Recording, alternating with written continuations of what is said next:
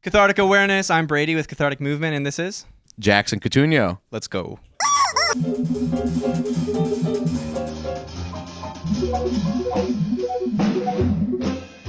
Jackson Cotugno, welcome. This is Cathartic Awareness, and happy to have you. Happy to be here, man. This is just a crazy setup you got. You guys are doing it, man. Dude, we're trying to bring as much light to what you do, because this is only half as crazy as your... Oh, man. So tell us what you do. I am a saxophonist. I'm kind of a freelance saxophonist. I play a lot around Seattle, and I do some flying out to other places to play as well, but mostly local here in Seattle. So yeah, I guess I'm a sideman. I play in a lot of different bands. I get called for a lot of one-offs, like weddings. I play pretty much anything, from pop, smooth jazz, not smooth jazz, rock and roll, hip-hop, crazy avant-garde stuff where they're like, we don't even want you to play notes. Can you just hum into the instrument or make clicky sounds? Kind of really anything. I really try to keep my mind open when it comes to making music and collaborating. Yeah, I can second that. We met in jazz band in high school, and Jackson is versatile. Yeah, senior year you came in, you were playing some blues guitar, some guitar, man. That was awesome. Can you mention what bands you're in, and then we'll go ahead and feature those? Yeah, so off the top of my head, I might be missing a few. My own project under my own name, Jackson Cotugno. Featured on Arterial Glow. Yeah, that's right. Jackson rips. Go listen to Arterial Glow. Yeah, go listen to Arterial Glow. That's a sick record, man. So I have a group that I co-lead called Forager. I'm in kind of this jam bandy R&B group called Freudian Slurp. We've seen them live too. Yeah, very fun to watch. That was a cool show at Royal Room, right? Yeah, that was a fun band. I do a lot of playing with other artists like Marina Albero. I've recently been starting to work with Jessica Lurie. I work with Funky to Death, which has been kind of a mainstay band. Nice. I didn't know you did that. I'm in the rotating cast of horns there. Nice, dude. I do a lot of work with Freddie Fuego, especially in his big band. He's a trombonist in town who moved here a few years back. Let's see, I've worked a lot with Thomas Marriott, especially in a larger group, a septet, which is 7 people. I went to do some photography for, they called themselves the Seattle Jazz Quartet. I had mentioned your name and they knew of you. So just that alone, I mean, you talk to anyone in the jazz community and they're like, oh, Jackson Cotugno, we love him. Ah, that's nice. I feel like I got kind of lucky in that regard because I really started coming on the scene right as things were opening up. And as soon as the first place opened up, I was like, I gotta go and see people and hang out. Because I was just working this pizza delivery job and just staying with my parents, sleeping all day. So I was like, I gotta get the shit going again. So I think I was kind of lucky in that everyone in the Seattle music scene was showing up to one place. Wow. Almost 3 months straight. Where was this at the time? The Owl and Thistle. It's in Post Alley. So I think that really helped sort of launch my involvement in the scene. Yeah, one thing about playing music is reputation is such a huge thing. Being yourself and just being true to who you are. And I could see that you've done that very well because anytime I hear about you or I mention you, people are like, oh, Jackson, So that's a huge part of your success, I could see. Oh, totally. And I mean... People can see through fake shit. And I mean, in that process, obviously you're going to have disagreements with people, but it doesn't have to be any animosity. It's just sometimes what it is. There's no hate. You find your people, and some people aren't your people, and that's okay. And you still support them. Maybe don't call them to hang out. Yeah. So yeah, it's very important to be true to yourself and who you are. And especially as an artist, because if you're not, then what the hell are you doing? Yeah, that's kind of hell. And so yeah, I guess all this to say you just got to keep going and, you'll find the right people. This is our 4th interview. So for those of you who haven't seen, we pull a card. Yellow is first impression. Mm-hmm. Blue is a little more intimate. And red is revealing the deep stuff. So pop open that case and choose a card and we'll get going. Oh my gosh. Any of these? Yeah. So we got yellow, blue, and red. And we'll see what happens. Well, let's start with a little yellow. We got to, we can't go right into it, right? Yeah, keep your clothes on. Yeah, that's right. Keep your clothes on. Describe a hobby you enjoy most that many people find unusual or unconventional. Oh, wow. Am I interesting enough to have a hobby that is unusual or unconventional? I guess I also fix and repair woodwind instruments. And that was always something I had sort of an interest in. And All right, yeah, I guess that Yeah, checks that out. works. Because I spent a lot of time in high school and I was trying to buy a saxophone for myself. I like did a deep dive. I asked a lot of people about like all these vintage instruments, all these brands, you know. Found out for myself kind of the lineage of the saxophone through various manufacturers and various sizes and various models made. I spent a lot of time doing that. So I guess that would be considered my weird hobby is like a pretty, at this point, strong knowledge of vintage woodwind instruments, especially saxophones. That's very respectable, choosing the right instrument. Oh, totally. Yeah. And I mean, there's some deals out there, but you got to know. Yeah. You got to know. Sure. Or you'll walk right by them. I work for a small business in Redmond called the Mighty Quinn Brass and Winds. I'm one of 7 technicians there. I work on mostly vintage saxophones, and I tune up modern ones, and I also create saxophone-related content for them. We don't take customer repairs, but we do have a lot of nice saxophones for sale. Okay. I do have a bench at my house. I keep that work currently to a minimum, just at a time sake. I don't have enough time. But if you got something small, I can usually fit in something if it's going to take only a couple hours. Okay. So, where can we contact you for that? you can find me on Instagram. Shoot me a DM. Cool. I try to keep right up on here. those. Yeah, right. Yeah, right there. So, I mean, we got 3 colors. Might as well explore all 3. What hobby or skill do you wish you had developed? Will you try?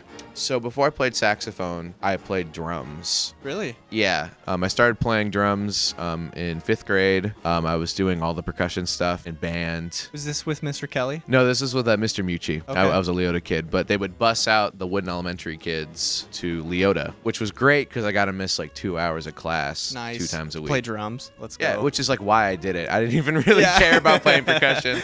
I was just like, oh my God, you know, I just get to like, fucking sit back here and go like, boop, boop, boop, boop, boop. But after a while, I got interested in the drum set, and I took lessons with a local drummer, Greg Campbell. And if you know him, you know that he does a bunch of wild music projects in Seattle, as well as being a French horn player and a tuba player. And so I took these lessons with him, and we were focusing a lot on fundamental stuff because I never really practiced, and the music was starting to get hard. Yeah. So I was trying to keep up. I eventually lost interest in drums, but if I knew who Greg was and all the awesome and amazing things that he does on a daily basis, he plays in all these crazy avant-garde bands, like he plays with brass bands.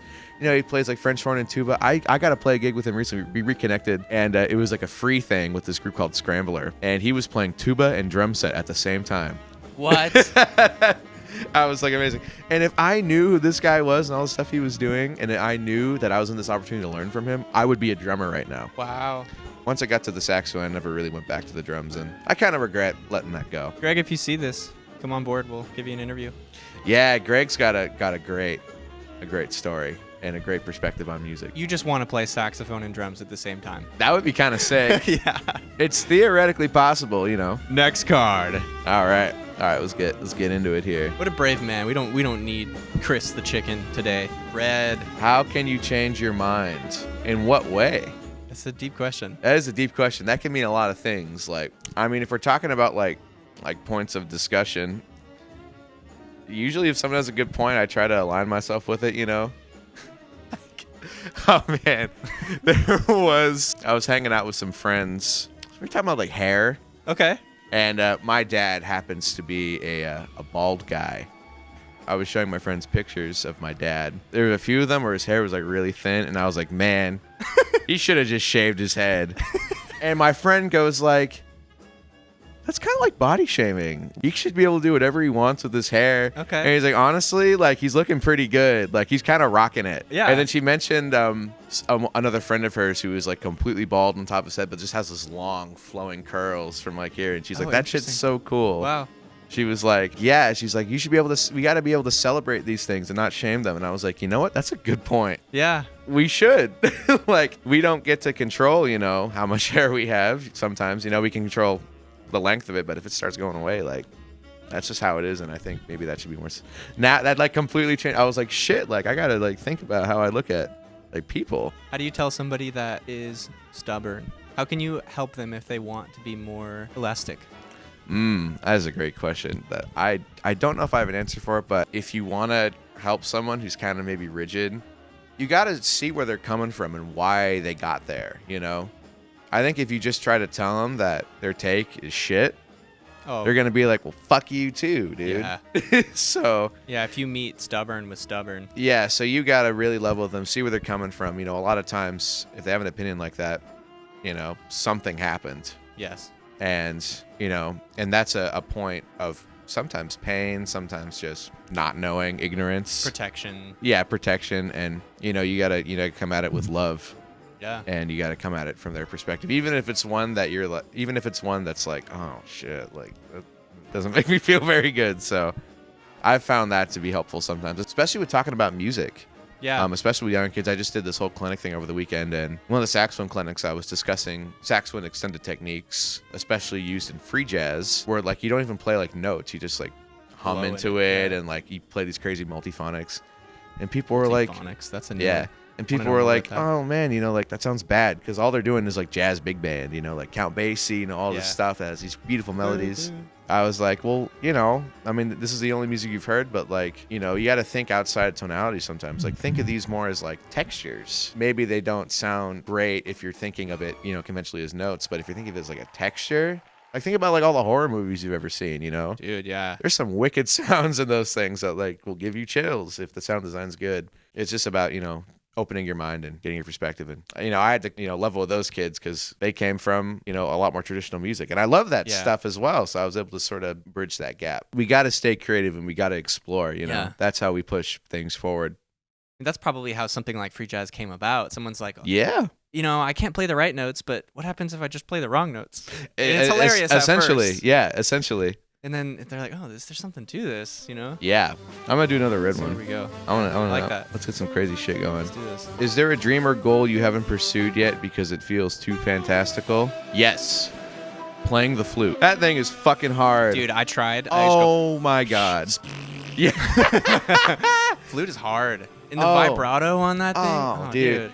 I borrowed a flute from my friend Nathaniel, Yeah. and I went to trade school, Renton Technical College, for band instrument repair, and so I had to That's right. learn all the flute fingerings and a lot about the flute. Okay. And we had to do these like proficiency tests. Oh, dude. Because you got to be able to play an instrument a little bit. But I couldn't even get a sound out. We were in there for like 30 minutes. I was just going like, "Poo, poo, Yeah. poo, poo, poo." And the teacher finally just said, just leave. Yeah. We've had enough. Yeah. Flute sounds so magical, dude.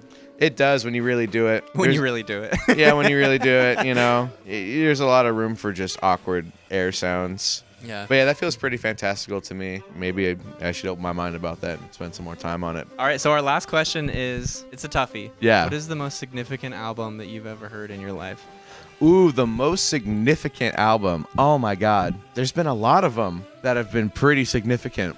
I think one of the most significant albums to me, because it was one of the first ones that I actually owned physically and listened to just so much. Stan Getz with the Oscar Peterson trio. It's just like a studio session. It's from, I want to say, the 60s. And Oscar Peterson was this amazing jazz piano player. He had this trio. There was no drums. It was bass and guitar.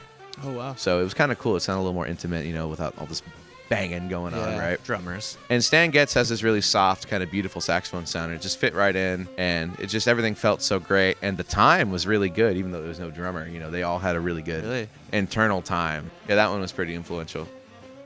And it was just very inspiring to hear music played at such a high level, you know, especially when I was younger. When did you find that record? I think I was 15. I've been playing for about a year, and my grandfather, he heard his little grandkid was getting into jazz, Yeah. and he's like, "I'm gonna send you 3 CDs." Another one was a Stanley Jordan record.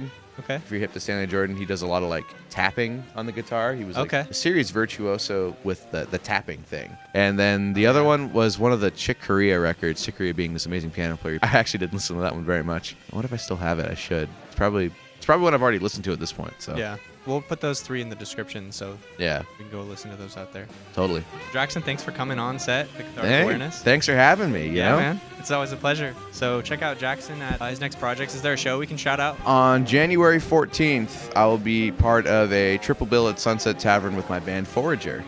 Nice. And that'll be good because you hear a lot of diverse music, and the group Forager is good, and we have a record recorded, and that will be released probably sometime next year. So. Okay. Everyone, Jackson Cotugno. Hi. I'm Brady, and we'll catch you next time. Sick. Thank you.